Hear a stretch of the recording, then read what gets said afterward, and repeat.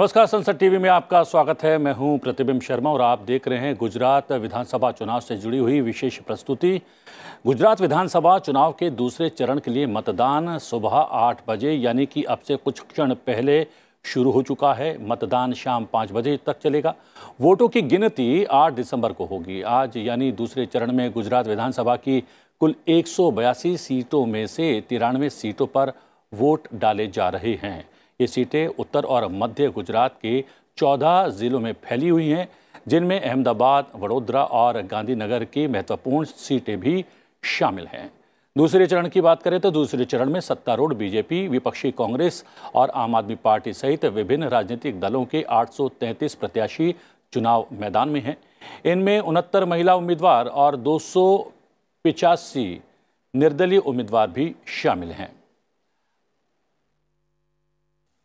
हालांकि बीजेपी, कांग्रेस और आम आदमी पार्टी के बीच ही मुख्य मुकाबला माना जा रहा है।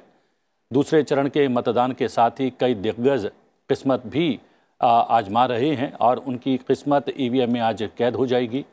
घाटलोडिया विधानसभा सीट पर मुख्यमंत्री भूपेंद्र पटेल के सामने कांग्रेस ने राज्यसभा सांसद अमी याज्ञिक को मैदान में उतारा है।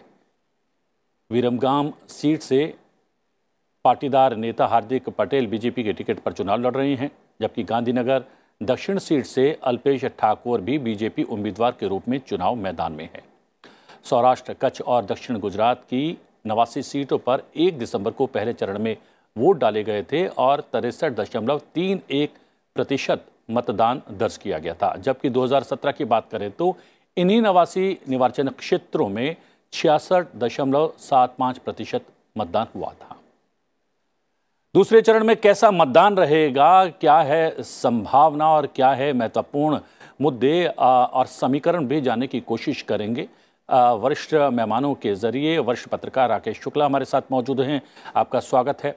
वरिष्ठ पत्रकार कुमार राकेश भी हमारे साथ स्टूडियो में मौजूद हैं। कुमार राकेश जी, आपका भी बहुत बहुत स्वागत है। ऑनलाइन हमारे साथ जुड़े हुए वरिष्ठ पत्रकार अजय उमात, उनसे भी बात करेंगे। गुजरात से संवाददाता अखिलेश सुमन हमारे साथ जुड़े हुए हैं। सबसे पहले सीधा उनके पास रुख करते हैं और जानते हैं कि क्या मतदान शुरू हो चुका है, कहां पर हैं अखिलेश इस वक्त और क्या संभावनाएं नजर आ रही हैं?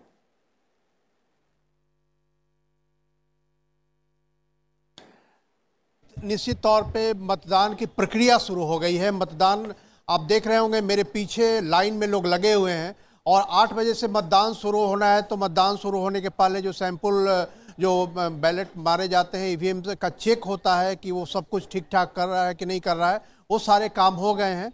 और मतदान यहाँ पे मैं जहाँ पे खड़ा हूँ, सीएन विद्यालय है, वहाँ पे मतदान की प्रक्रिया अभी शुरू हो गई है। लोग वोट देने जा रहे हैं अंदर। और इसी तरह से अहमदाबाद के अन्य जो मतदान केंद्र हैं, उन सारे मतदान केंद्रों पे 8 बजे ही पूरे एक्चुअली सेकेंड फेज में 8 बजे ही शुरू होना है। तो 8 बजे मतदान की प्रक्रिया शुरू हो चुकी है और जो व्यवस्था है, व्यवस्था में तकरीबन कह सकते हैं कि 29,000 पोलिंग बूथ हैं इस सेकेंड फेज के चुनाव में। और 29,000 को अगर आप 4 से गुना कर दे कम से कम, तो इतने कर्मचारी लगे हुए हैं। प्रतिबिंब और पुलिस की भी बहुत अच्छी खासी व्यवस्था है। हालांकि एक बात मैं बताऊं कि फर्स्ट फेज में भी मैंने कई जगहों पे मतदान केंद्रों का भ्रमण किया था और सेकेंड फेज में भी मतदान शुरू होने के पहले मैं कई जगह गया था। तो आमतौर पे माना जाता है कि गुजरात में जो चुनाव होते हैं आमतौर पे काफ़ी शांतिपूर्ण होते हैं। लोग समय पे आते हैं और उसके बाद जाते हैं। कोई उस तरह के तनाव की स्थिति नहीं होती जैसे कि हम देश के कई राज्यों में कई जगहों पे देखते हैं। तो अपेक्षा ये की जाती है कि फर्स्ट फेज का चुनाव जिस तरह से कम मतदान हुआ था, सेकेंड फेज में चूंकि उम्मीदवारों ने, चुनाव आयोग ने भी काफ़ी लोगों को सेंसिटाइज किया है और उसके अलावा वो सावधानियां भी बरतने को कहा है चुनाव आयोग ने, जिसकी कारण से कुछ लोग पहले फेज में आए मतदान केंद्र पे, लेकिन वो चले गए क्योंकि उनके पास कुछ समस्याएं थी। तो समझा ये जाता है कि सेकेंड फेज का ये जो मतदान है, इस मतदान में भागीदारी जो है पहले फेज से ज्यादा होगी। प्रतिबिंब। अखिलेश, आप बने रहें क्योंकि हमारे साथ 3 विशेषज्ञ मेहमान भी लगातार जुड़े हुए हैं। उनसे इसी संदर्भ में बात कर लेते हैं कि पहले चरण में जो मतदान का प्रतिशत 2.5% के लगभग कम रहा था 2017 की तुलना में, तो दूसरे चरण में क्या संभावनाएं हैं वो जानने की कोशिश करते हैं। कुमार राकेश जी, यहाँ पर हमारे सहयोगी बता रहे हैं कि काफ़ी कोशिश की जा रही है, प्रयास किया जा रहा है।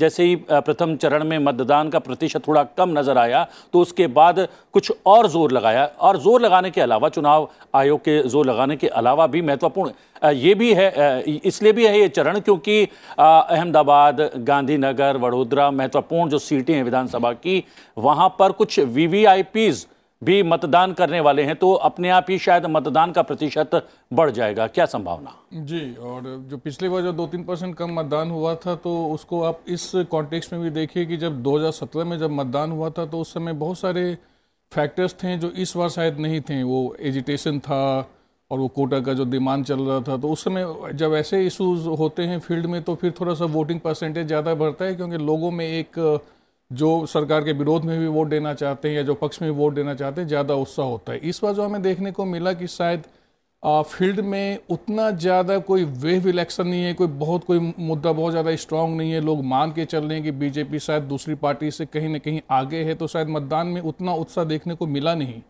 और इस बार जो कोशिश है, जो मेरी जानकारी है, बीजेपी की भी जो कल मीटिंग हुई थी तो उसमें ये कहा गया है कि जितना ज़्यादा लोगों को आप पोलिंग बूथ पर लेके आएँ उतना ज़्यादा बेटर होगा। तो एक कोशिश है कि जो पिछली बार जो 2-3% कम मतदान रहा है, इस बार उसको मेकअप करने की। अब देखिए कि शाम तक क्या जो 2017 में जो मतदान हुआ था उसको क्या क्रॉस कर पाएंगे, तो ये एक देखने वाली बात होगी। जी राकेश जी, सबसे बड़ी बात यह है कि फुटबॉल का वर्ल्ड कप भी चल रहा है और फुटबॉल में हमने देखा कि हाफ टाइम के बाद दोनों टीमों के गोल बदल जाते हैं। ऐसा ही कुछ यहाँ पर कमोबेश नज़र आ रहा है। कुछ नेता जो कांग्रेस के साथ खड़े नजर आए थे 2017 के चुनाव में, वो बीजेपी के न केवल पाले में है बल्कि बीजेपी के टिकट से चुनाव भी लड़ रहे हैं। तो क्या फुटबॉल विश्व कप से तुलना होती देख रहे हैं इस विधानसभा चुनाव में, और विशेष रूप से इस चरण में? नहीं, देखिए, ये सच्चाई है कि पिछली बार जो लोग ने गुजरात में एक बड़ा आंदोलन खड़ा किया और उस आंदोलन का एक चेहरा तैयार हुए, वही लोग इस बार भारतीय जनता पार्टी के बैनर तले चुनाव लड़ रहे हैं। जी, उनमें 2 नेता हैं। और बीच में तो चर्चा ये भी आई थी कि जिग्नेश मेवाती भी शायद भारतीय जनता पार्टी ज्वाइन करेंगे, लेकिन किन्हीं कारणों से नहीं आ पाए। लेकिन अल्पेश ठाकुर जी और हार्दिक पटेल जी, ये दोनों आंदोलन से तैयार हुए नेता हैं और आज भारतीय जनता पार्टी के टिकट से चुनाव लड़ रहे हैं। तो कहीं ना कहीं जनता के बीच में भी ये संदेश जाता है और विश्वसनीयता का भी सवाल उठता है कि जो जनता इनके साथ पीछे खड़ी थी और सत्ताधारी दल के लिए मुसीबत तैयार की गई थी, आज वही लोग उसी भारतीय जनता पार्टी के टिकट पे चुनाव लड़ रहे हैं। तो एक निश्चित तौर पे राज्य में एक ये संदेश भी गया है कि जो पिछला आंदोलन था 2015 का, वो आंदोलन राजनीति से प्रेरित था, ना कि समाज हित का था। तो ऐसे में ये फुटबॉल के साथ तो राजनीति को नहीं जोड़ सकते, लेकिन राजनीति की अपना मिजाज होता है और उस मिजाज के तहत ही आप देखेंगे तो गुजरात का चुनाव बिल्कुल अलग किस्म की दिशा में चल रहा है। अब इसमें सबसे महत्वपूर्ण बात यह है कि कांग्रेस इस पूरे चुनाव में उस मन स्थिति से लड़ते हुए दिखाई नहीं दे रही। उसके पास एक मजबूरी है कि उसे चुनाव लड़ना है, क्योंकि वहाँ पे कोई भी विपक्ष में मजबूत दल नहीं है। इसलिए कांग्रेस चुनाव तो लड़ रही है, लेकिन एक जो विपक्ष में रहते हुए एक आक्रामकता रहती है और लगता है कि हाँ, विपक्ष को सत्ताधारी दल को हटाना है और इसके लिए चुनाव लड़ना है। ऐसी परिस्थितियां कांग्रेस में नहीं दिख रही। ये जरूर कह सकते हैं कि कांग्रेस की तरफ से जो हर बार गुजरात चुनाव के पहले एक बहुत बड़ा कहना चाहिए संकट तैयार किया जाता है, वो इस बार भी तैयार किया गया। पहली बार आपको याद होगा सोनिया गांधी जी की तरफ से मौत का सौदागर कहा गया, उसका परिणाम कितना नकारात्मक कांग्रेस को झेलना पड़ा। दूसरे चुनाव में मणिशंकर अय्यर जी की तरफ से एक टिप्पणी की गई माननीय नरेंद्र मोदी जी के लिए, और इस बार कांग्रेस के राष्ट्रीय अध्यक्ष मल्लिकार्जुन खड़गे जी की तरफ से टिप्पणी आई, रावण शब्द का कहा गया। तो उसका भी रिएक्शन मुझे लगता है, जो आप कह रहे हैं कि पिछले चुनाव में पिछले मतदान में वोटिंग कम हुई है, तो क्योंकि गुजरात के लोग किसी भी सब्जेक्ट को अपने साथ जोड़ के देखते हैं, व्यक्तिशः वो नरेंद्र मोदी जी के लिए नहीं माना जाता। तो संभवतः इस बार वोटिंग परसेंटेज बढ़ने का एक कारण ये भी हो सकता है। जी जी, अजय उमाद जी भी हमारे साथ लगातार जुड़े हुए हैं। अजय जी, यहाँ पर कुछ वजह गिनाई गई है जिससे मतदान का प्रतिशत पिछले चरण में कम रहा है, और संभावना ये जताई जा रही है चूंकि बहुत सारे महत्वपूर्ण जो विधानसभा क्षेत्र हैं वहाँ पर आज चुनाव हो रहे हैं। कुछ वीवीआईपीज वोट डालने वाले हैं अलग अलग महत्वपूर्ण विधानसभा चुनाव क्षेत्र में, तो संभावना ये जताई जा रही है कि इस चरण में मतदान का प्रतिशत बढ़ सकता है। लेकिन जो पिछले चरण की बात की गई है, कम मतदान के प्रतिशत की वजह बताई गई है, वो काफ़ी सही भी लगती हैं, क्योंकि एक बड़ा आंदोलन जुड़ा हुआ था 2017 के विधानसभा चुनाव से, और जो अगुवाई कर रहे थे उस आंदोलन की, वो बहुत मुखर थे, और वो मुखर नेता इस वक्त नजर आ रहे हैं बीजेपी के साथ जुड़े हुए, बीजेपी के लिए वोट मांगते हुए, और खुद बीजेपी के टिकट पर चुनाव लड़ते हुए। क्या ये वजह है कि जो विपक्ष को वोट देने वाले लोग थे थोड़े से उदासी नजर आ रहे हैं कि भाई हम जाए तो जाए कहां, जिनके साथ हम खड़े थे या जिनकी वजह से हम मतदान कर रहे थे बढ़ चढ़कर, वो वजह ही दूसरी तरफ चली गई है, दूसरे पाले में चली गई है? क्या ये वजह रही पहले चरण में मतदान कम होने की? बिल्कुल सर, जैसे कि हमारे एक साथी पैनलिस्ट ने भी कहा कि 2017 का जो इलेक्शन था उसमें कांग्रेस पार्टी ने जम के चुनाव लड़ा था, काफी आक्रामक रुख उन्होंने अपनाए थे, और उस वक्त गुजरात की सरजमी पे अनामत आंदोलन चल रहा था। पाटीदार समूह जो था वो, और दूसरी तरफ अल्पेश ठाकुर और Jignesh Mevani economically weaker section के लिए रिजर्वेशन की डिमांड कर रहे थे। अब वो डिमांड भी सेटिस्फाइड हो गई है, सुप्रीम कोर्ट ने उसके ऊपर अपनी मंजूरी की मोहर भी लगा दी है, और जैसा कि बताया गया है कि हार्दिक पटेल और अल्पेश ठाकुर जो है वो तो खुद भारतीय जनता पार्टी के साथ हो गए हैं। तो पिछली बार चुनाव में आपने देखा होगा कि फर्स्ट फेज जो था वो पाटीदार बाहुल्य मत क्षेत्र था, जैसे कि अमरेली है, जूनागढ़ है, गिर सोमनाथ है, सुरेंद्र नगर है, भावनगर है, जामनगर है। ये सौराष्ट्र का पूरा तबका जो था वो पटेल बाहुल्य मतदाताओं का था, और जिसकी वजह से वहां पर एक एंटी इनकम्बेंसी या सरकार के सामने एक नाराजगी का माहौल था, और वो राजनीति से प्रेरित भी था। लेकिन इस बार चुनाव में ऐसा कुछ माहौल नहीं था।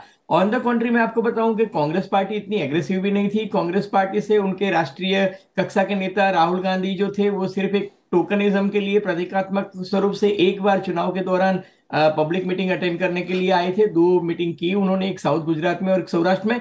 सेकंड फेज में तो वो आए भी नहीं, प्रियंका जी भी नहीं आई, सोनिया जी भी नहीं आए, सिर्फ खड़गे जी एक बार आए। तो कांग्रेस पार्टी जो है उन्होंने ये चुनाव लोकल लीडर्स के ऊपर छोड़ दिया है, और आम आदमी पार्टी जो थी, जो शुरुआत में थोड़ा सा आक्रामक रुख अपना रही थी और एक थर्ड फ्रंट के रूप में, थर्ड फोर्स के रूप में गुजरात में चुनाव लड़ने की कोशिश कर रही थी, पिछले 1 महीने से उनका फोकस जो था वो दिल्ली के एमसीडी चुनाव के प्रति ज्यादा हो गया, क्योंकि वहां भी उनके लिए एक प्रतिष्ठा का जंग था। इसलिए गुजरात में आप देखो तो मतदाता काफी उदासीन पहले चरण में आया। लेकिन जो दूसरा चरण है जिसमें अहमदाबाद है, बड़ौदा है, नॉर्थ गुजरात है, सेंट्रल गुजरात है, यहाँ पर काफी सीट्स पे कांटे की टक्कर है, और इसलिए मुझे लगता है कि compare to first phase, second phase पे ज्यादा मतदान भी होगा। प्राइम मिनिस्टर नरेंद्र मोदी अभी 1 घंटे के बाद यहाँ अहमदाबाद में, रानी में मतदान करने जाने वाले हैं। अमित भाई भी है, चीफ मिनिस्टर का भी आज मतदान होने वाला है, लीडर ऑफ अपोजिशन का भी होने वाला है। तो काफी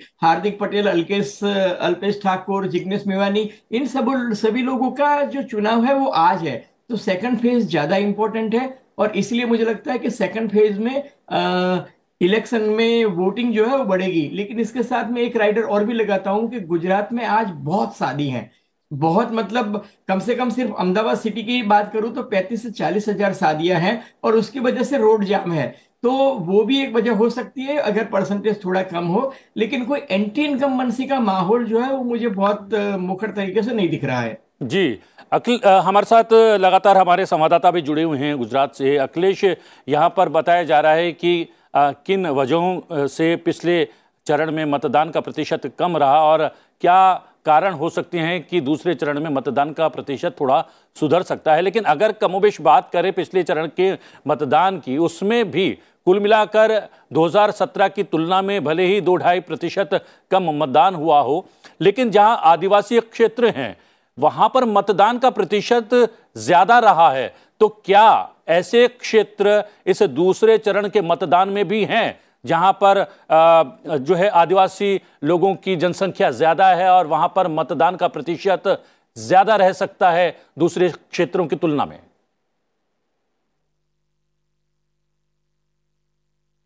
देखिए, निश्चित तौर पे इस चरण में भी आदिवासी क्षेत्र बहुत सारे हैं, और आदिवासी क्षेत्र जो पहले चरण का जो देखा गया था प्रतिशत, तो उस हिसाब से कह सकते हैं कि यहाँ भी मतदान ज़्यादा होगा। लेकिन एक बात हम यह मान के चल रहे हैं कि वोट देने की जिम्मेदारी केवल विपक्ष की है और सत्ता पक्ष की नहीं है, ऐसा नहीं है। देखिए, पिछले चरण के मतदान प्रतिशत में अगर देखेंगे तो सूरत जैसी जगहों पे भी मतदान का प्रतिशत काफ़ी कम रहा। तो केवल यह नहीं कि कांग्रेस काफ़ी सक्रिय नहीं थी या आम आदमी काफ़ी सक्रिय था, इसकी वजह से वोटों की प्रतिशत में कमी आई, या यह भी कई लोग ये भी थ्योरी चला रहे हैं कि हो सकता है जो कि सत्ता के पक्ष में जो मतदान करने वाले थे उन लोगों को यह महसूस हो कि हम तो जीत ही रहे हैं, इसलिए नहीं भी जाएंगे तो कोई बात नहीं होगी। तो यह एक फैक्टर भी पहले चरण के मतदान में काम किया है और यह भी माना जा रहा है कि सत्ता के पक्ष में मतदान करने वाले लोगों का भी जो भ्रमण है मतदान केंद्र पे, उसमें भी कमी आई थी। इसकी वजह से खास करके शहरी इलाके में मतदान का प्रतिशत काफ़ी कम रहा। और जहां तक आदिवासी इलाकों की बात है तो वहां आमतौर पर ऐतिहासिक रूप से मतदान का प्रतिशत काफ़ी अच्छा रहता है। और चूंकि वहां मैं ये बात बता रहा हूं उसी थ्योरी के पक्ष में कि चूंकि वो जो पूरा इलाका है ऐतिहासिक रूप से माना जाता है कांग्रेस के पक्ष वाला इलाका है, इसका मतलब है कि कांग्रेस का जो ऊपरी जो दिख रहा है कि प्रचार प्रसार कम है, इसकी वजह से कांग्रेस का मतदाता नहीं आए, यह बात वो आदिवासी इलाके के जो मतदाता हैं वो झुठलाते हैं। अगर वही पुरानी परंपरा कांग्रेस को वोट देने की बनी रही तो ये बात है। और अभी जो दूसरे चरण की बात है, दूसरे चरण के मतदान के लिए जो राजनीतिक दलों ने काफ़ी काम किया है और सबको ये चिंता है कि अगर मतदान में लोग भाग नहीं लेंगे तो हमारा प्रतिशत भी कम हो सकता है, क्योंकि मतदान के पहले कोई नहीं जानता कि किसके पक्ष में कितना जा रहा है। इसलिए डोर टू डोर कैंपेन जिसे कहते हैं, मोहल्ला में घूमने का कार्यकर्ताओं को, और जो सबके अपने अपने बूथ कमेटी बने हुए हैं, अभी सारी दलों ने बना लिए हैं, तो उन बूथ कमेटियों से लोगों को मतदान केंद्रों पर लाने की जो व्यवस्थाएं हुई हैं इस बार पहले से ज़्यादा अच्छी हुई हैं। इसलिए संभावना ये है कि निश्चित तौर पर इस बार शहरी इलाके में भी मतदान का प्रतिशत अच्छा रहेगा। जी जी जी, कुमार राकेश, यहाँ पर जो है आमतौर पर यह माना जाता है कि जब सत्ता के विरोध में लहर होती है तो मतदान का प्रतिशत बढ़ता है, और सत्ता के विरोध में इस तरीके की कोई लहर नहीं होती तो मतदान का प्रतिशत थोड़ा सा कम ही रहता है। लेकिन दूसरी थ्योरी जो हमारे सहयोगी अखिलेश ने दी है कि 27 साल हो गए हैं लगभग यहाँ पर शासन करते हुए, 6 विधानसभा चुनाव बीजेपी लगातार जीत चुकी है, हो सकता है ये एक संभावना हो सकती है कि सत्ता पक्ष का जो मतदाता हो थोड़ा सा उदासीन हो। कौन सी थ्योरी ठीक लगती है? नहीं, ये कहना बिल्कुल सही है आपको, और मुझे लगता है कि दोनों थ्योरी में कहीं ना कहीं थोड़ी ना थोड़ी सच्चाई है कि जैसा मैंने अभी आपको बोला कि इस बार जो चुनाव हुए हैं कोई एक ऐसा कोई बहुत ज़्यादा इशू नहीं है जो पोलराइजिंग इशू है, चाहे जैसे लास्ट टाइम एजिटेशन का इशू था, उसमें जीएसटी के खिलाफ भी बहुत ज़्यादा प्रोटेस्ट हो रहा था। सूरत में बीजेपी की रातों रात मीटिंग होती थी वहाँ पर व्यापारियों को समझाने के लिए, उसका बाद में उनको फ़ायदा भी मिला। इस बार कोई एक ऐसा इशू नहीं है जो पूरे गुजरात में बहुत ज़्यादा छाया हुआ है, जिसके पक्ष और विपक्ष में सारी पार्टियां खड़ी हुई हैं। इस बार का जो एक ये माना जा रहा है कि जो अपोजिशन है रिलेटिवली वीक है। कांग्रेस का हमने देखा कोई बड़ी सभाएं नहीं हुई, बड़े बड़े नेता नहीं आए, कोई उनकी तरफ से ज़्यादा बहुत ज़्यादा कोशिश नहीं हुई बड़े लेवल में कि एक पॉपुलर ओपिनियन बिल्ड किया जाए गवर्नमेंट के खिलाफ। आम आदमी पार्टी एक नया फैक्टर है वहाँ पर, तो वो इस चुनाव का एक क्या मैं उसको एक एक्स फैक्टर बोल सकता हूँ जिसमें थोड़ा सा मतदाताओं को एक रुचि है। लेकिन आम आदमी पार्टी का जो एक सपोर्ट बेस है गुजरात में काफ़ी कन्फाइंड है, और जो दूसरे फेज में जो चुनाव हो रहा है शायद आम आदमी पार्टी वहाँ पर उतना बड़ा फैक्टर है नहीं। तो दोनों बातें हो सकती हैं कि एक गुजरात में एक बहुत बड़ा तबका ये मान रहा है, इनफैक्ट जो कांग्रेस के भी जो वर्कर्स हैं, मतलब एक ये माना जा रहा है कि जो लड़ाई ये है कि आप कितना ज़्यादा रिस्पेक्टेबल परफॉर्मेंस कर सकते हैं एज ए अपोजिशन पार्टी, कि आपको बीजेपी को शायद हरा देंगे। शायद इस बात पर बहुत ज़्यादा वहाँ पर डिबेट है नहीं, और जो बीजेपी के भी वोटर हैं वो कन्विंस ही हैं मोर और लेस की शायद इस बार हम फिर से चुनाव जीतेंगे। और बीजेपी की तरफ से भी ये कोशिश है कि पिछले बार जो उनको 99 सीट आई थी, 99 सीट आई थी, जो पिछले 20 सालों में उनकी सबसे कम सीट थी, तो इस बार उनकी ये कोशिश है कि किसी न किसी तरीके से इसको हम मार्जिन को ज़्यादा इम्प्रूव करें।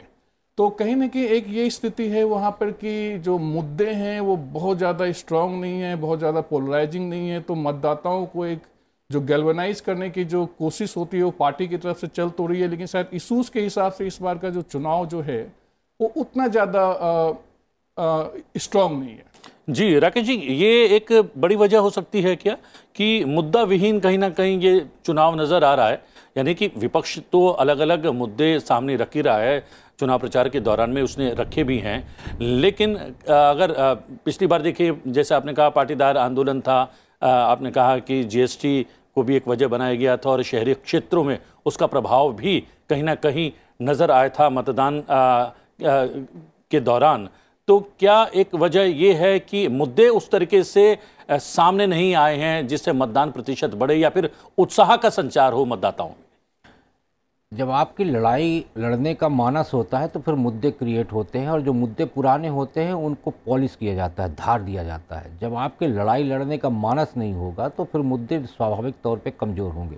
जैसे अभी अखिलेश जी ने कहा, तो मैं एक बात कहना चाहता हूँ कि यदि परिवर्तन होता है तो वो दिखता है और उसके कई राज्य उदाहरण हैं। उसमें सबसे बड़ा उदाहरण आपका पश्चिम बंगाल है कि जब 32 साल 33 साल पुरानी वामपंथी सरकार को वहाँ से हटाया गया तो ममता बनर्जी वहाँ एक बड़ा फैक्टर बन के सामने दिखी और परिवर्तन होता हुआ दिखा कि इस बार वामपंथी दल वहाँ से हट रहे हैं। उत्तर प्रदेश में जब समाजवादी पार्टी की सरकार हटी, समाजवादी पार्टी के खिलाफ जब भारतीय जनता पार्टी की सरकार बनने वाली थी या मतदाता उसके साथ जाने वाले थे तो परिवर्तन दिखा था। इस बार गुजरात में साइलेंट नहीं होता, परिवर्तन कभी भी साइलेंट नहीं होता, वो दिखता है। मतदाताओं के बीच में एक उत्साह दिखता है। दिल्ली में आप देखिए कि दिल्ली में जब आम आदमी पार्टी के लिए लोगों ने वोट किया तो उनके पास पोलिंग एजेंट नहीं थे, मतदाता ही कार्यकर्ता था और मतदाता ही नेता था और मतदाता उनको जितवाया।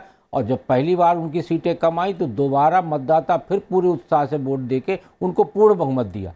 तो परिवर्तन दिखता है और गुजरात में परिवर्तन होता हुआ नहीं दिख रहा। जी, यहाँ पर अजय जी बात कर रहे हैं कि बहुत ज़्यादा मुद्दे जो हैं मुख्य रूप से सामने नहीं आए हैं और दूसरी बात यह है कि अगर जो है राजनीतिक दलों में एक मनोभाव हो चुनाव जो है ज़ोरदार ढंग से लड़ने का तो पुराने मुद्दे भी पुनर्जीवित हो जाते हैं और नए मुद्दे भी गढ़े जाते हैं। तो राजनीतिक दलों में विशेष रूप से विपक्षी दलों में वो जोश इस विधानसभा चुनाव को लेकर नजर नहीं आया। कमोबेश आपने भी कहा कि कांग्रेस ने तो संभवतः ऐसा लग रहा है चुनाव छोड़ ही दिया है। पिछले चुनाव की बात करें, विधानसभा चुनाव की बात करें गुजरात की, तो खुद राहुल गांधी ने बहुत जोर लगाया था और चुनाव प्रचार में उन्होंने बहुत कह सकते हैं कि अग्रता भी हासिल कर ली थी और वही वजह है कि सिंपल मेजोरिटी के आसपास सिमट गई थी बीजेपी। लेकिन इस बार वो अपनी यात्रा को लेकर ज्यादा संजीदा रहे। गुजरात या हिमाचल प्रदेश के चुनावों को लेकर उतनी संजीदगी उनमें नजर नहीं आई। बिल्कुल सर, देखो भारतीय जनता पार्टी को जब 99 सीट मिली तो उनको बहुत सदमा लगा था कि भाई हमारी पार्टी जो गुजरात हमारा गढ़ माना जाता है वहां इतना कम सीट क्यों आई। तो उस दिन से मुझे याद है कि अमित भाई शाह ने कहा था कि भाई हमारी तैयारी तो जिस दिन हमको 99 सीट्स मिल गई उसी दिन से हमने तैयारी चालू कर दी थी कि अगली बार हमारा परफॉर्मेंस जो है वो रिकॉर्ड ब्रेकिंग होना चाहिए। लेकिन कांग्रेस जो थी वो इतनी मायूस हो गई कि फिर उसने उस दिशा में कोई तैयारी करने के लिए या अगला चुनाव जीतने के लिए उसने कोई मेहनत नहीं की। और इस बार गुजरात में क्या हो गया है कि त्रिकोणीय जंग है। आम आदमी पार्टी भी फर्स्ट फेज में काफी सीट्स पे वो वोट कटुआ पार्टी शब्द अगर मैं इस्तेमाल करूं तो वो हो सकती है। इसलिए क्या है कि त्रिकोणीय जंग हो गया तो भारतीय जनता पार्टी का वोटर जो है वो काफी कॉन्फिडेंट हो गया कि अब तो कोई इश्यू नहीं है। दूसरा इंपॉर्टेंट बात है कि 2002 का इलेक्शन था, वो पोस्ट गोधरा वायलेंस की वजह से सोसाइटी थोड़ी पोलराइज हो गई थी और वो विजिबल था, एक इमोशनल इश्यू था। तो उस वक्त बीजेपी के फेवर में 127 सीट्स आई थी। और जैसा कि हम प्रतिशत की बात करते हैं सर, 2002 में 60.91% वोट हुआ था, 2007 में 62 के आसपास ही हुआ था और 2012 में भी 61 पॉइंट समथिंग परसेंट वोट हुआ था। 2017 का इलेक्शन था वो थोड़ा एबनॉर्मल इलेक्शन था।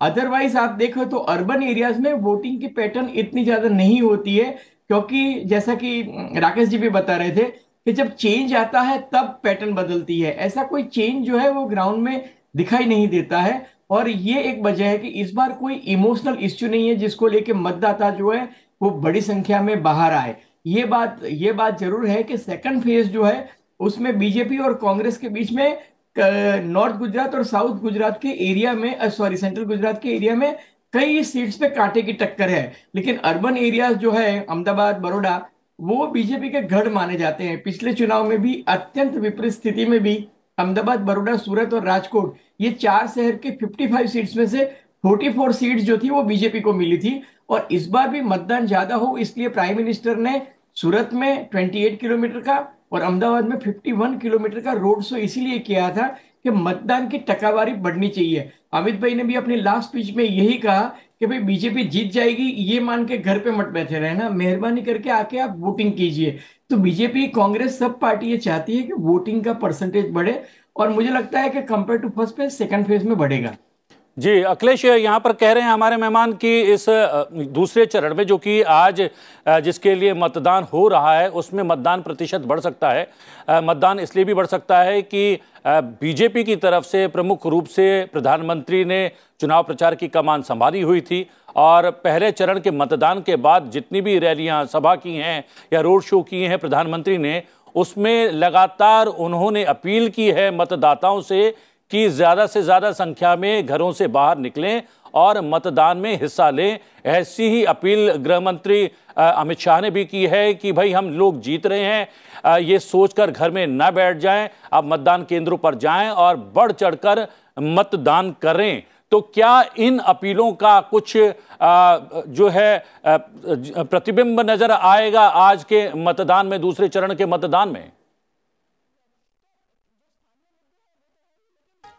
निश्चित तौर पे प्रतिबिंब, इन बातों का प्रतिबिंब नजर आता है और इसलिए नजर आता है कि फर्स्ट फेज के चुनाव में जो मतदान प्रतिशत में कमी आई वो लोगों के लिए आशा की विपरीत थी। लोगों को यह लग रहा था कि त्रिकोणीय चुनाव अगर हो गया है तो त्रिकोणीय चुनाव के कारण सभी दलों के जो समर्थक हैं या जो किसी दल के नए समर्थक बने हैं उनके लोग भी मतदान केंद्र पे बड़ी संख्या में आएंगे, लेकिन देखने को मिला उसका उल्टा, खास करके शहरी इलाकों में।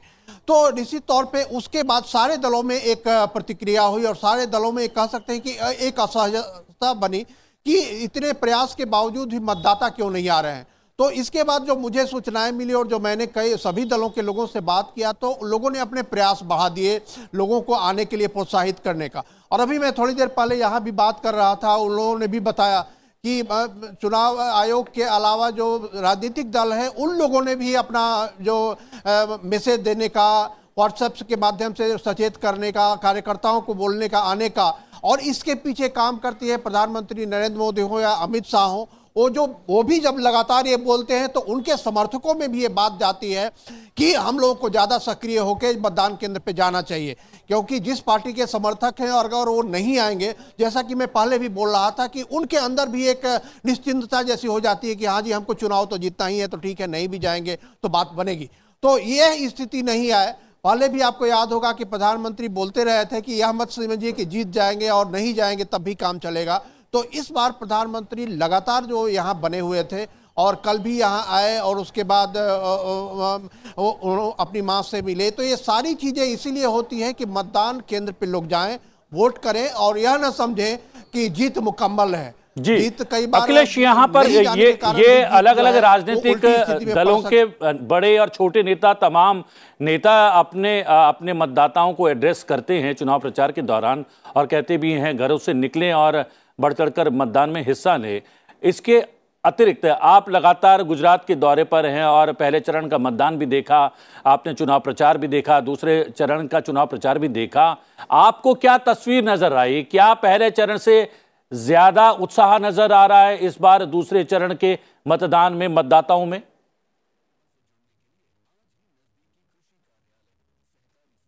निश्चित तौर पे ज्यादा उत्साह नजर आ रहा है और ये सारी व्यवस्थाएं जो की जाती हैं, चुनाव आयोग के मुख्य चुनाव अधिकारी से भी मैंने बात की तो उन्होंने बताया कि कुछ अखिलेश, शायद आपके साथ कोई कुछ मतदाता हैं, क्या उनसे बातचीत हो सकती है?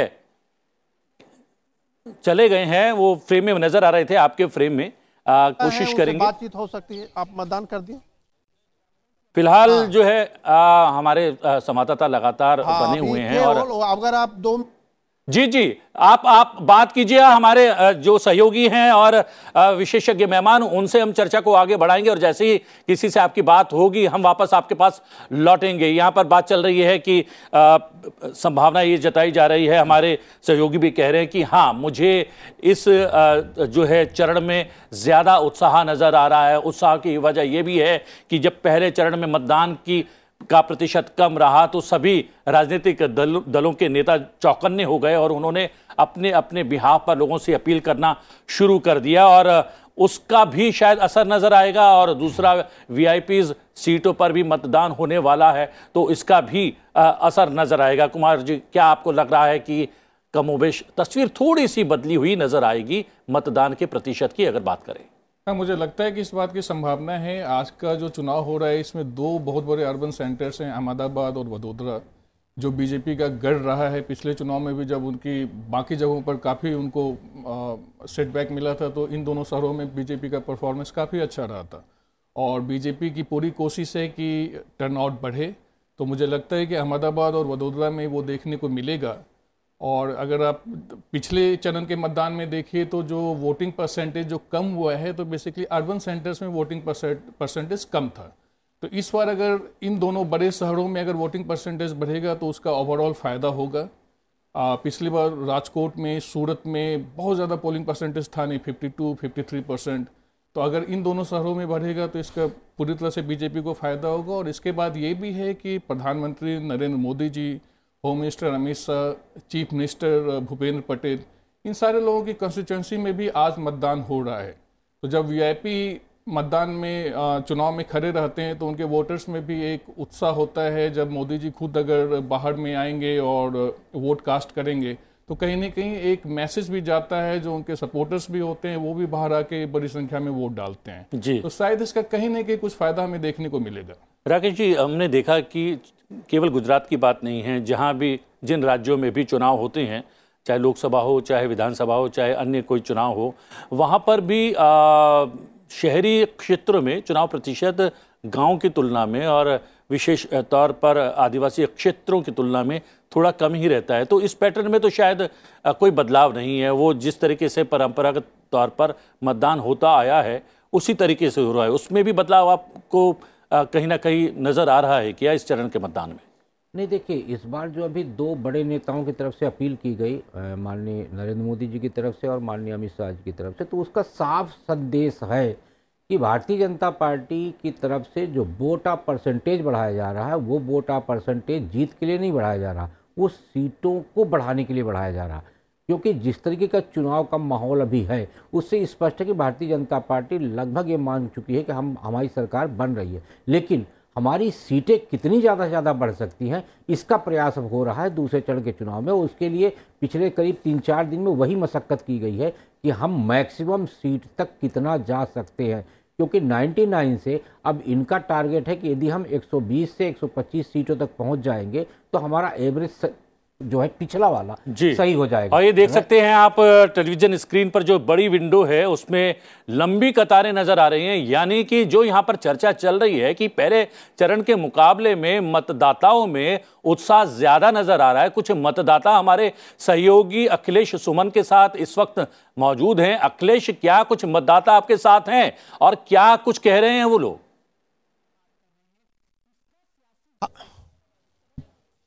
हाँ, निश्चित तौर पे देखिए, हमारे साथ मतदाता है और हमारे साथ एक काउंसलर भी हैं। ये उनसे भी हम पूछेंगे कि उन्होंने क्या प्रयास किया है इस बार मतदान को बढ़ाने का। अच्छा, आइए आप ही से सबसे पूछते हैं, आप काउंसलर हैं, किस पार्टी के हैं मैं ये नहीं बता रहा, लेकिन निश्चित तौर पे देखिए पहले फेज के में मतदान का प्रतिशत कम रहा था, उससे निश्चित तौर पर आप लोगों को भी निराशा हुई होगी। तो सेकेंड फेज में मतदान प्रतिशत को बढ़ाने के लिए क्या आपने कुछ प्रयास किया अपनी तरफ से? हमारी पार्टी ने जो पेज समिति बनाई है, भारतीय जनता पार्टी ने पेज समिति बनाई है हमारे जो कार्यकर्ता के माध्यम से, तो ज़्यादा से ज़्यादा पेज समिति के माध्यम से वोटिंग हो ऐसा प्रयास पूरे अहमदाबाद में, पूरे गुजरात में हम सभी कार्यकर्ताओं ने किया है। निश्चित तौर पे आपने दिया होगा, लेकिन ये बताइए, आप इधर आइए, सामने आइए। आप सुबह सुबह मतदान करने आई हैं, क्या आप देर से आती थी पहले या इस बार जल्दी आ गई? जल्दी आ गए इस बार। क्यों? एक्साइटमेंट है। अच्छा, एक्साइटमेंट है। हाँ, बस हम जिसको इलेक्ट करें वो आ जाए। क्या मुद्दे हैं आपके मन में, क्या करती हैं आप, क्या नाम है आपका? मित्तल गांधी। मुद्दा तो यही है कि सेफ्टी पहले तो इंडिया में रहने के लिए, अगर हम सेफ है बाद में ही किसी और चीज़ के लिए सोच सकते हैं। और फिर ग्रोथ, गुजरात कहाँ से कहाँ पहुँच गया। हम जहाँ बाहर घूमने जाते हैं तो देखते हैं, अमृतसर पहुँचे तो देखा कि वो कहाँ है और हम कहाँ हैं, और ये हम नहीं बोल रहे, वहाँ के लोग ही बोल रहे हैं। गुजरात तो काफी विकसित प्रदेश है, आपको क्या लगता है कि और कुछ चाहिए गुजरात को? हाँ, चाहिए, बहुत कुछ चाहिए। आपने क्या किस मुद्दे पर वोट दिया, क्या क्या बात थी आपके मन में? विकास। आपके मन में? Bhajpa is reliability. जी? रिलायबिलिटी। रिलायबिलिटी, किसका रिलायबिलिटी? एवरीथिंग। एवरीथिंग रिलायबल, थोड़ा सा खोलिए, क्या रिलायबिलिटी? देश में हर एक जगह पे बहुत सारी चीज़ों में अभी ज़रूरत है कि लोगों को भरोसा रहे, लोगों का ग्रोथ हो अच्छी तरह से, लोगों का सेफ्टी बढ़े, और इसीलिए वोटिंग ज़रूरी है। और एक बड़ा पक्ष सत्ता में आए तो ये सभी हो सकता है तब। अच्छा मैडम, आप भी हैं, सुबह सुबह आई हैं मतदान करने, आप क्या चाहती हैं इस चुनाव के बाद? गुजरात में किस तरह का बदलाव चाहती हैं? गुजरात में विकास तो चाहिए, साथ में मैं चाहती हूँ कि एजुकेशन सिस्टम भी थोड़ी पावरफुल हो, अच्छी हो, जिससे यहाँ के यंग जनरेशन बाहर ना जाए, जो ज़रूरी है। आजकल विकसित हो रहा है, एजुकेशन सिस्टम इम्प्रूव हो रहा है, लेकिन with the help of the BJP, because they have the vision, उनके पास विजन भी है, लीडरशिप भी है। जी बिल्कुल बिल्कुल। आप बताइए, आप बहुत देर से खड़े हैं, आपके मन में क्या बात है? बहुत अच्छा लगा वोटिंग करके, और अपना जो है सुरक्षित अपना राज्य चाहिए, बाकी सब तो चलता ही है अपना। अच्छा, आप सुबह सुबह आई हैं, आप क्या करती हैं? जॉब करती हूँ। जॉब करती हैं, तो अभी आपको जाना है जॉब करने? जॉब पे जाना है, लेकिन पहले वोट करके फिर जॉब पे जाएंगे। अच्छा ठीक है, तो आप सुबह सुबह आई हैं, मतदान करने आई हैं, क्या आप पे असर पड़ा? प्रधानमंत्री नरेंद्र मोदी हों या गृह मंत्री अमित शाह हों, या आप जिस पार्टी के भी समर्थक हों, उन लोगों ने भी आपको प्रोत्साहित किया बूथ पे आने के लिए, या आप खुद ही प्रोत्साहित हैं बूथ? खुद ही आई हूँ, क्योंकि नहीं, मैं खुद ही आई हूँ, और हमें नरेंद्र मोदी ही चाहिए। अच्छा ठीक है, तो आप अखिलेश देख रहे जी, हैं यहाँ कि पर आप लोग खुद भी आ रहे हैं, और जो भी उनको चाहिए वो चाहिए, और निश्चित तौर पे लोगों के अपने अपने मुद्दे हैं, प्रतिबिंब। लेकिन जो आप कह रहे हैं अखिलेश जी, जो आप कह रहे हैं लगातार कि पिछले चरण के मुकाबले इस बार उत्साह ज्यादा नजर आ रहा है, और न केवल बड़े बड़े नेताओं की अपील की वजह से मतदाता मतदान केंद्रों में पहुंच रहे हैं, खुद ब खुद ड्यूटी पर जाने से पहले अपने मत के अधिकार का प्रयोग करके जा रहे हैं। बड़ी बात है। हमारे साथ अजय उमाद जी लगातार जुड़े हुए हैं। अजय जी, यहाँ पर ऐसा लग रहा है कि जो स्थानीय मुद्दे होते हैं या राज्य के जो मुद्दे होते हैं, उससे भी ज्यादा महत्वपूर्ण मुद्दे गुजरात में विशेष रूप से राष्ट्रीय पहचान हो गया है। राष्ट्रीय पहचान और इमेज को लेकर भी मतदाता मतदान कर रहा है। आपको क्या लगता है, ये बहुत महत्वपूर्ण मुद्दा है गुजरात के विधानसभा चुनाव में, विशेष रूप से दूसरे चरण के मतदान में? मुझे तो मतदाता, आप देखिए उनकी बातों से कितने मैच्योर्ड लगे, और कोई नेशनल एजुकेशन पॉलिसी की बात कर रहा है, कोई ब्रेन ड्रेन इस कंट्री में ना हो उसकी बात कर रहा है, कोई राष्ट्रीय सुरक्षा की बात कर रहा है, कोई डेवलपमेंट की बात कर रहा है, और सभी की बातों में देखोगे तो टिपिकल गुजराती मानसिकता दिखेगी कि ये दिल मांगे मोर, मतलब ये डेवलपमेंट है लेकिन मुझे इससे भी कुछ ज्यादा चाहिए। तो वो उम्मीद से ज्यादा लेने के लिए उनको जो कहा एक व्यक्ति ने कि भाई रिलायबिलिटी, तो वो रिलायबिलिटी मैं और आप समझते हैं कि वो क्या कहना चाहता है। तो मतलब वो जो कम्युनिकेशन जो है उससे साफ नजर आता है कि नेशनलिस्टिक इश्यूज जो हैं, राष्ट्रवाद के हैं या राष्ट्रीयता के हैं, वो ज्यादा मुखर तरीके से दिखाई दे रहे हैं।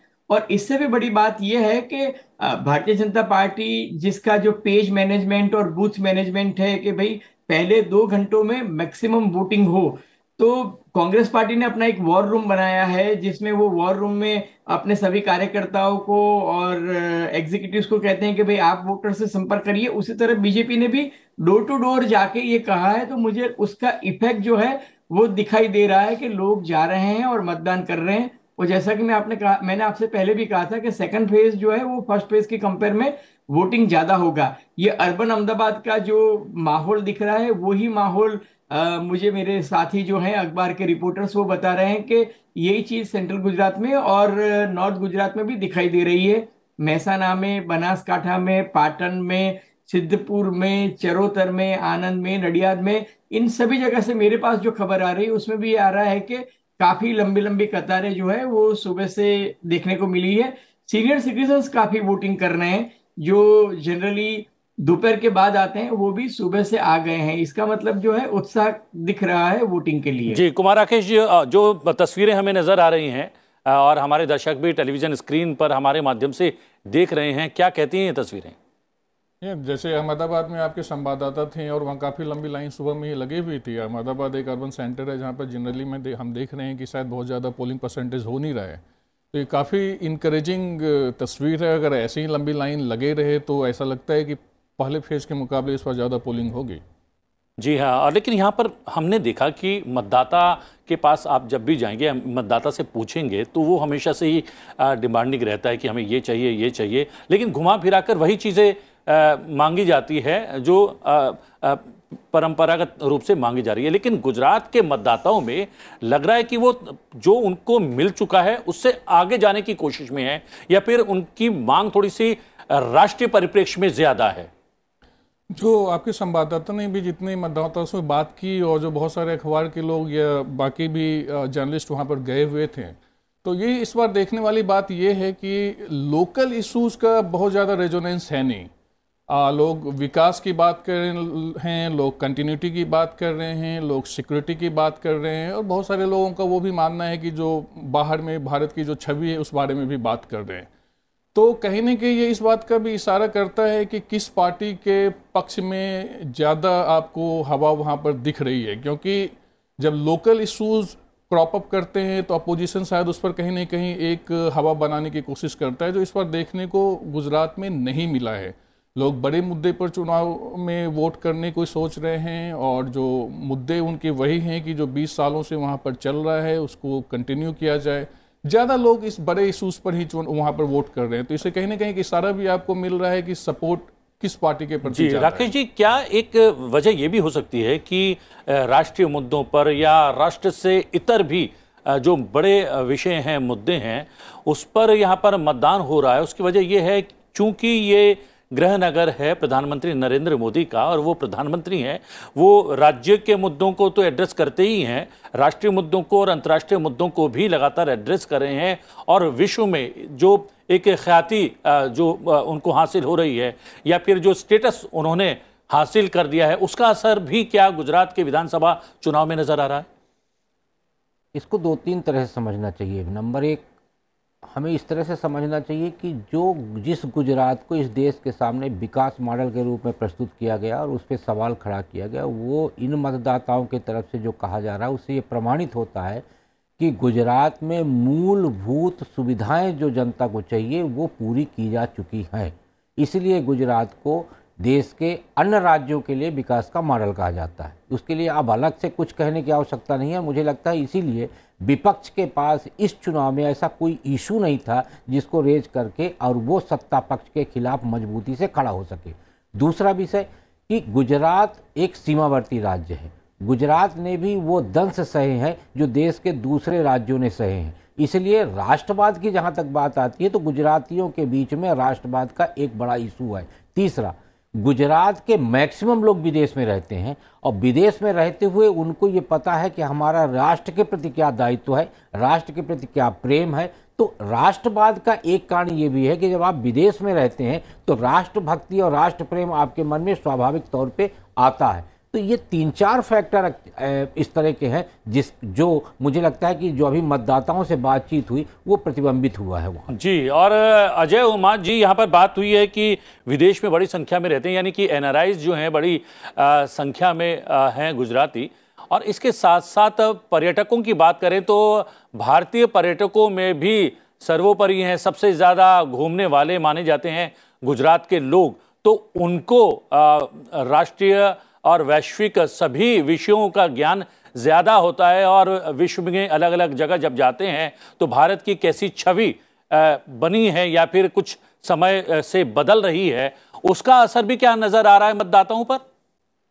सर, आपको सरप्राइज होगा कि अभी अमेरिका से अहमदाबाद आने की टिकट 6 लाख रुपए हो गई है। 6 लाख रुपए, ये मैं आपको कह रहा हूँ with sense of responsibility. Ahmedabad में, पूरे गुजरात में इतने ज्यादा एनआरआईज आ गए हैं पिछले 15 दिनों में, और ये एनआरआईज 2 वजह से आए हैं।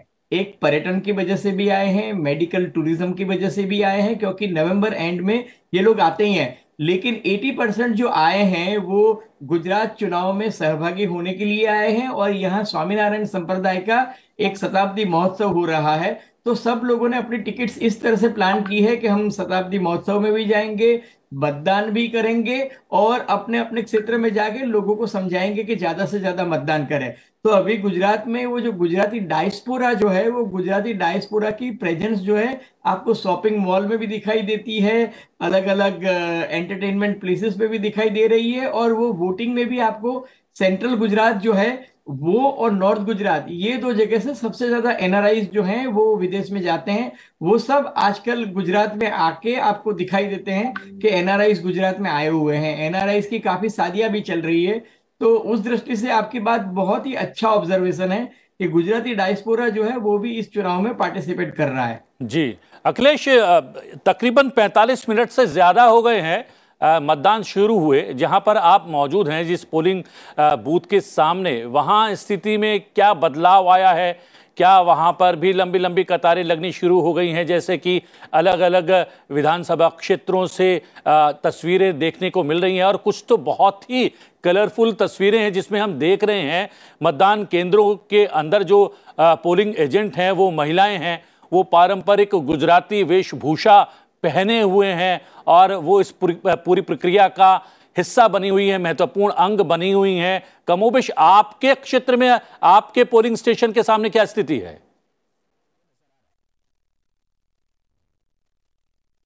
देखिए, हमारे पोलिंग स्टेशन के सामने भी काफ़ी अच्छी संख्या में लोग आ रहे हैं और जहां तक प्रतिबिंब में यह बात है कि लोग लाइन में नहीं लग रहे हैं। क्या लाइन में लोगों को लगने की उतनी ज़्यादा ज़रूरत नहीं है, क्योंकि अहमदाबाद में जो बहुत सारे पोलिंग बूथ बनाए गए हैं और एक पोलिंग बूथ का स्ट्रेंथ तकरीबन 500 का है, तो 500 मतदाता पूरे दिन में आने के लिए, तो इसलिए बहुत लंबी लाइनों की ज़रूरत नहीं होगी।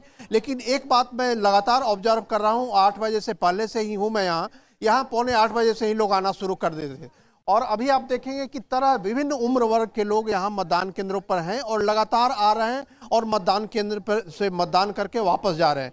जो अभी बात कर रहा हूँ मैं, अभी हमारे पास एक नए सेट के लोग हैं और ये समाज के प्रबुद्ध पढ़े लिखे लोग हैं और इनके अंदर भी इस बात को एनालाइज करने की क्षमता है। सर, आपने मतदान कर दिया? उंगली दिखाइए। हाँ, हमने मतदान कर लिया सुबह में, मॉर्निंग में, और सब लोगों को हमारी सोसाइटी से सब लोगों को अभी सुबह में ही 12 बजे पहले मतदान करने की अपील कर दी है और हम लोग घर से निकाल के उनको अभी मतदान मतक भेजेंगे, तब कि शाम को कोई भीड़ नहीं रहे और मतदान काफ़ी संख्या में हो जाए। आप अपने सोसाइटी के प्रतिनिधि हैं? भैया, मैं सोसाइटी का सेक्रेटरी हूँ। मेरी सोसाइटी आंबावाड़ी पुण्यकोटी अपार्टमेंट है और मेरी सोसाइटी और मेरे आसपास की सोसाइटी में करीबन 2000 लोग पोलिंग में मतदान करने के लिए आते हैं हर साल, और हम लोग हर साल वही एग्रेसिवनेस से मतदान कराते हैं। लेकिन सर, आप बताइए, आप क्या काम करते हैं?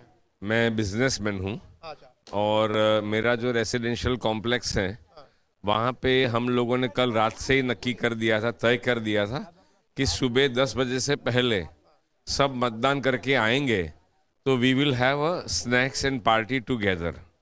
तो एक दूसरी बात ये है कि जैसे मैं मतदान करके आया, इधर सब बलून्स लगे हैं, सब महिला कर्मचारी सेम ड्रेस में, पिंक ड्रेस में है और पूरा जो माहौल है, it is a environment like a celebration. मतलब आपके कहने का मतलब कि मतदान केंद्र पर आना एक तरह का एक मनोरंजन भी है, लोगों से मिलते हैं, लोगों को देखते हैं, ऐसा कोई कठिन काम नहीं है कि हमको लंबे समय तक लाइन में लगना पड़ेगा, परेशानी होगी, वो सब स्थिति नहीं है? कुछ भी कठिन नहीं है। मैंने देखा है physically challenged person also coming, senior citizen जो 80 साल से ऊपर के हैं वो भी आते हैं, और जो मेरा सन है जो अभी इस टाइम उसको फर्स्ट टाइम वोटिंग मिलने वाला है, वो ऑलरेडी वोटिंग करके चल चुका है उसके क्रिकेट मैच खेलने के लिए। बिल्कुल। आप बताएं, आपका नाम क्या है? मेरा नाम गौतम बराड़िया है। क्या करते हैं आप? मैं टेक्सटाइल बिजनेस के अंदर हूँ। अच्छा, ये बताइए कि टेक्सटाइल बिजनेस तो एक वर्ल्ड वाइड बिजनेस है और पूरी दुनिया में आपका एक्सपोर्ट भी होता है, तो क्या लगता है कि इस चुनाव में, गुजरात का चुनाव वैसे तो प्रदेश का चुनाव है, लेकिन क्या आप लोगों को लगता है कि इस चुनाव में कुछ अंतर्राष्ट्रीय मुद्दे, फॉरेन पॉलिसी, क्योंकि बिजनेस सारा फॉरेन पॉलिसी जुड़ा हुआ, क्या वैसा भी आप लोगों के मन में बातें रहती हैं क्या कि फॉरेन पॉलिसी भी एक महत्वपूर्ण मुद्दा है गुजरात के चुनाव में? हाँ, गुजरात के चुनाव में डेफिनेटली फॉरेन पॉलिसी एक बहुत बड़ा मुद्दा है, क्योंकि अहमदाबाद, आप देख सकते हैं अखिलेश, कुछ तस्वीरें आ रही हैं, प्रधानमंत्री संभवतः निकल चुके हैं, वो तस्वीरें हम अपने दर्शकों के साथ साझा कर रहे हैं। इस वक्त टेलीविज़न स्क्रीन पर आप देख सकते हैं एक बड़ा काफिला प्रधानमंत्री का राजभवन से निकला है और मतदान केंद्र पर पहुंचने वाले हैं। लगातार अपील कर रहे हैं प्रधानमंत्री बढ़ चढ़कर मतदान में हिस्सा लेने की लोगों से।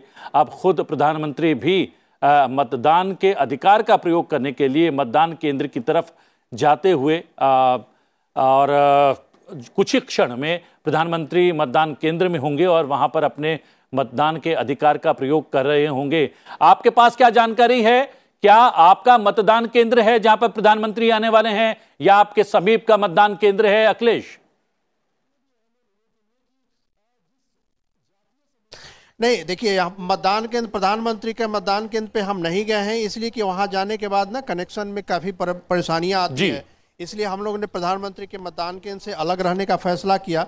लेकिन निश्चित तौर पे प्रधानमंत्री का जो मतदान केंद्र है वो निशांत स्कूल है, उस निशांत स्कूल में ही वो मतदान करने जाते हैं। पिछली बार भी चुनाव में मैं एक बार गया भी था उस स्कूल पे उनका मतदान कवर करने।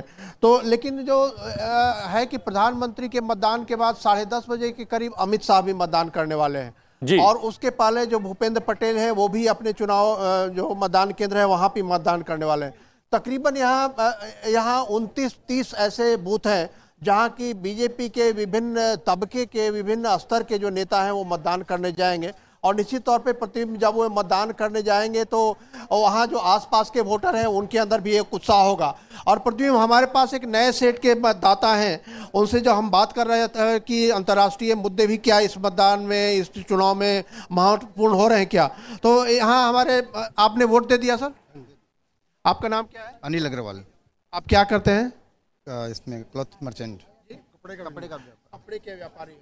तो गुजरात तो ये काफ़ी विकसित प्रदेश है और इसमें कपड़ा भी काफ़ी पूरी दुनिया में आप भेजते हैं।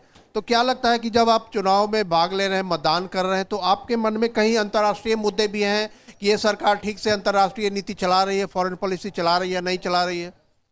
लगभग तो ठीक है, सब कुछ चल रहा है, वो अच्छा चल रहा है और सब अच्छा चल रहा है अभी। आप बता रही थी, आप बताइए। आप अच्छा, आप मैडम बताइए, आप सुबह आ गए हैं मतदान करने, आपके मन में क्या मामला है? जी, मामला कुछ नहीं है, मोदी को चाहते हैं बस। अच्छा, गुजरात में। हाँ, क्यों चाहते हैं उनको? अखिलेश, यहाँ पर लगातार आप मतदाताओं से बात कर रहे हैं और आप जो बात सामने आ रही है उसमें यह है कि अलग अलग आयु वर्ग के मतदाता मतदान केंद्रों पर पहुंच रहे हैं और मत के अधिकार का प्रयोग कर रहे हैं और लंबी लंबी कतारों वाली अन्य क्षेत्रों से भी तस्वीरें यही कह रहे हैं कि संभावना ये नजर आ रही है कि पहले चरण के मुकाबले इस चरण में यानी दूसरे और अंतिम चरण में गुजरात में ज्यादा मतदान हो सकता है। आप कुमार, आपका अंतिम रिएक्शन चाहूंगा क्योंकि समय समाप्त हो रहा है इस कार्यक्रम का। क्या आपको लग रहा है कि उत्साह से लबरेज हैं दूसरे चरण में मतदाता? ऐसा लग रहा है कि शहरों में भी इस बार काफ़ी उत्साह है, लेकिन एक जो रिमार्केबल बात मुझे नज़र आई, जो आपके संवाददाता ने इतने अलग अलग लोगों से बात की, कि जो एक पार्टी का जो डोमिनेशन है, आपने देखा कि सारे लोग अपनी बात वहाँ पर स्वतंत्रता से रख रहे हैं और महिलाओं से बात की, युवा लोगों से बात की, बुजुर्गों से बात की और दिखने को मिल रहा है कि अर्बन सेंटर्स में बीजेपी का डोमिनेशन कितना कंप्लीट है। तो शायद इस बार जो मुझे लग रहा है, जो पिछली बार भी हुआ था कि जो मुकाबला मेन कांग्रेस से होगा वो रूरल एरियाज में ही ज़्यादा होगा, वो बनासकाठा हो गया, वो छोटा उदयपुर हो गया जो ट्राइबल एरिया है।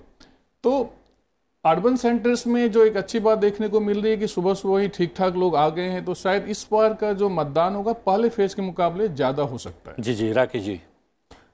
मैं बिल्कुल सहमत हूं कि इस बार का जो मतदान है वो बढ़ने का कारण मुझे लगता है कहीं ना कहीं नेताओं की एक अपील भी है और मतदाताओं का रुझान है। जैसे अभी आप एक विदेशी मामलों को लेके जो प्रतिक्रिया हम देख रहे थे, उससे साफ है कि गुजरात के लोग जो है फॉरेन पॉलिसी को लेकर इसलिए इंटरेस्ट लेते हैं क्योंकि कोरोना काल में देखिए तो कोरोना काल में दुनिया के तमाम देशों में फंसे हुए गुजरात के लोगों को भारत सुरक्षित लाने का प्रयास किया गया और यूक्रेन और रसिया के बीच में जब युद्ध हुआ तो उस समय भी गुजरात के और देश के अन्य हिस्सों के भी लोगों को भारत सुरक्षित लाने का एक प्रयास किया गया। तो इसलिए देखिए कि विकास का एक बड़ा स्वरूप हमें गुजरात में देखने को मिलता है मतदाताओं के द्वारा। जी, अजय उमा जी, यहाँ पर जो उत्साह नजर आ रहा है, जो हमारे सहयोगी संवाददाता हैं अखिलेश वो बात कर रहे हैं। इसके अलावा जो तस्वीरें आ रही हैं वो ये ही कहानी बयां करती हुई नजर आ रही हैं कि इस चरण में मतदान का प्रतिशत बढ़ेगा।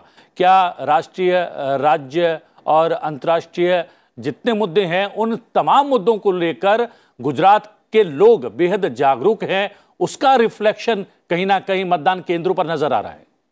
बिल्कुल। और ये जो मत क्षेत्र है वो एलिस ब्रिज है, अहमदाबाद का सबसे elite educational point of view से देखा जाए तो आईआईएम भी इधर ही है, नेशनल इंस्टीट्यूट डिजाइन भी इधर है, सेप्ट भी इधर है। तो ये एरिया जो है एलिस ब्रिज का सबसे जिसे कहते हैं ना रिचेस्ट भी माना जाता है। सब टेक्सटाइल बिजनेसमैन और सब तरह के बिजनेसमैन जो है वो वहाँ रहते हैं।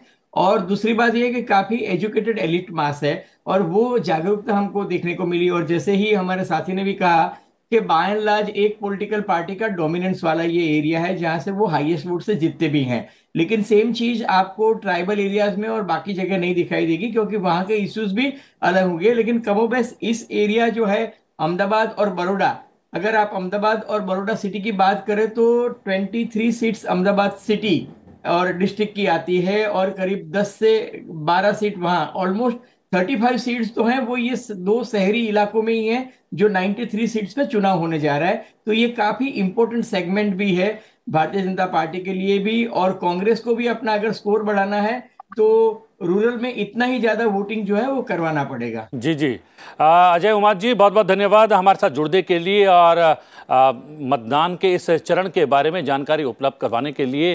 राकेश शुक्ला जी आपका भी बहुत बहुत धन्यवाद और कुमार राकेश जी आपका भी बहुत बहुत धन्यवाद। हमारे साथ अखिलेश सुमन है। अखिलेश, अभी तक की जानकारी और अपडेट के लिए और मतदाताओं से लगातार बातचीत करने के लिए फिलहाल के लिए धन्यवाद। लेकिन आप बने रहें क्योंकि हम छोटा सा ब्रेक लेंगे, ब्रेक के बाद वापस लौटेंगे टॉप न्यूज के साथ। फिलहाल मुझे आज्ञा दीजिए, लेकिन बहुत जल्द वापस लौटते हैं। बने रहिए संसद टीवी के साथ। नमस्कार।